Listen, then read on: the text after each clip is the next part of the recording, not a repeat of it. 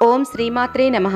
ఈరోజు మనం దేవి భాగవతంలో వ్యాస భగవానుడు జనమేజయునకు దేవి యజ్ఞం చెయ్యాలనే సంకల్పం దృఢపడి అతనికి ఆ జగన్మాత పట్ల శ్రద్ధ విశ్వాసాలు కలగడానికి పూర్వం దేవదేవుడైన శ్రీ మహావిష్ణువే స్వయంగా ఆచరించిన దేవి యజ్ఞం గురించి, ఆ యజ్ఞం వలన జగన్నాథుడు దేవదేవునిగా యజ్ఞపురుషునిగా మారిన వృత్తాంతమును తెలియచేశారు. పూర్వం శ్వేతద్వీపంలో త్రిమూర్తులు ముగ్గురు శ్రీమూర్తులై జగన్మాతను అర్చించి తిరిగి తమ పురుష రూపాలను పొంది మహాకాళి, మహాలక్ష్మి, మహాసరస్వతులనే 3 శక్తులను కూడా పొందారు. దివ్యమైన విమానంలో తిరిగి వచ్చి సృష్టి కార్యక్రమాన్ని నిర్వహించారు. ఆ తరువాత బ్రహ్మ మేరుశృంగం మీద అతి మనోహరమైన సత్యలోకాన్ని ఏర్పాటు చేసుకున్నారు.